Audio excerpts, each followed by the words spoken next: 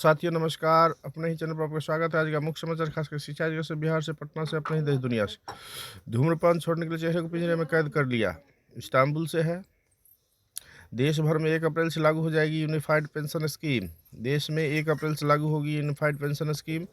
केंद्र सरकार ने गणतंत्र दिवस से पहले अपने कर्मचारियों को बड़ी सौगात दी है। उस यूनिफाइड पेंशन स्कीम के लिए अधिसूचना जारी कर दी। इसके तहत केंद्र सरकार की कर्मचारी को सेवानिवृत्ति से पहले के अंतिम 12 महीने के औसत मूल वेतन का 50% सुनिश्चित पेंशन में। इसका लाभ उन कर्मचारियों को मिलेगा जो पहले से राष्ट्रीय पेंशन प्रणाली से जुड़े हैं और इस विकल्प को चुनेंगे। यूपीएस अपनाने वाले कर्मियों के महंगाई भत्ते में समय समय वृद्धि होगी। यह स्कीम देश भर में 1 अप्रैल 25 से लागू होगी।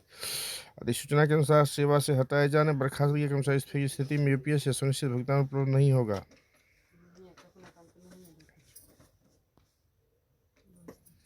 यूपीएस की घोषणा केंद्र सरकार ने अगस्त 24 में की थी।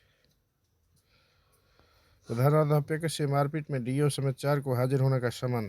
सुनवाई के बाद न्यायालय ने आरोपितों के विरुद्ध से लिया संज्ञान। राज्य में उच्च शिक्षा के पुराने पाठ्यक्रम होंगे अपग्रेड। पटना से है।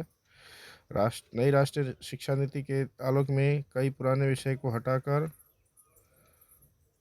जोड़ जाएंगे नए। शिक्षा विभाग ने अल्प आवश्यक दिशा निर्देश दिया। व्यावसायिक विषयों को भी किया जाएगा अपग्रेड। जूनियर इंजीनियर पद पर चयनित को सत्यापन के लिए एक और अवसर। लोक गायिका शारदा सिन्हा को पद्म विभूषण, सुशील मोदी को पद्म भूषण। 139 पद्म पुरस्कारों को स्वीकृति। गायघाट भूसरा की निर्मला देवी को पद्मश्री। किशोर कुणाल मरणोपरांत। डॉक्टर हेमंत कुमार व भीम सिंह भवेश को भी पद्मश्री। विजय नित्यानंद महाराज समेत 117 को पद्मश्री, 7 को पद्म विभूषण, 19 को पद्म भूषण। वित्त मंत्रालय ने अनुसूचित की एकीकृत पेंशन योजना।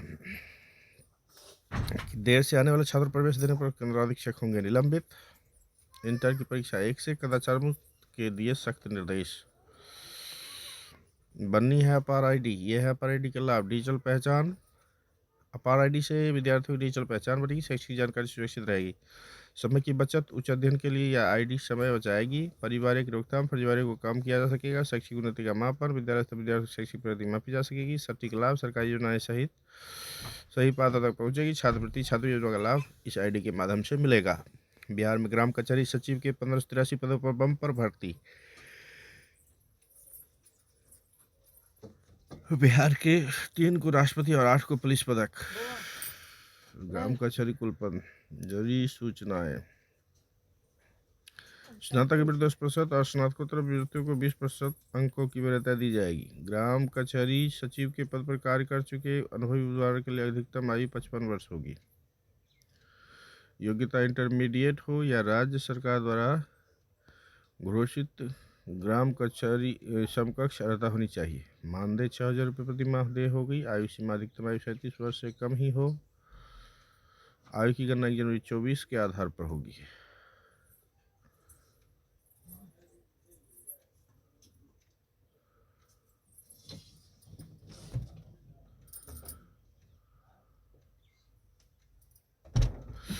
आवेदन करने से पहले सुनिश्चित कर लें कि अभ्यर्थी जिस पंचायत के लिए आवेदन कर रहे हैं उस पंचायत के लिए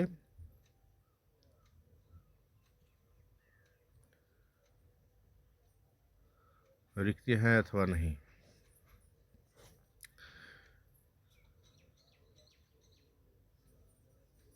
इंटरमीडिएट में प्राप्त अंकों के आधार पर अभ्यर्थियों को काउंसलिंग दस्तावेज सत्यापन को बुलाया। चयनित अभ्यर्थियों को स्वास्थ्य प्रमाण पत्र प्रस्तुत करना होगा। इन जिलों में हुई भर्ती। बांका, बेगूसराय, लखीसराय, नवादा, वैशाली, किशनगंज। पंचायती राज विभाग बिहार सरकार की आधिकारिक वेबसाइट पर लॉगिन करके होम पेज पर एप्लीकेशन करें। पैसा 15 दिनों में नहीं लौटाने में सहारा के निदेशक होंगे गिरफ्तार। शारदा सिन्हा, ओसामू सुजुकी समेत 7 हस्तियों को पद्म विभूषण। गणतंत्र दिवस की पूर्व संध्या पर केंद्र सरकार ने पद्म पुरस्कार 25 के नाम घोषणा कर दिया। शारदा सिन्हा मरणोपरांत, ओसामू सुजुकी मरणोपरांत, MT वासुदेवन नायक मरणोपरांत, DD Nageshwar Reddy, justice retired Jagdish Singh Khehar, Kumudin Lakhia और लक्ष्मीनारायण सुब्रमण्यम को पद्म विभूषण सम्मान दिया गया है। देखिए पूरी लिस्ट। तो ये थे कुछ मुख्य समाचार। जानकारी हेल्पफुल लगे तो प्लीज़ अपने चैनल को लाइक शेयर सब्सक्राइब करें, दोस्तों में शेयर करें, बेल आइकन को जरूर दबाएं। धन्यवाद।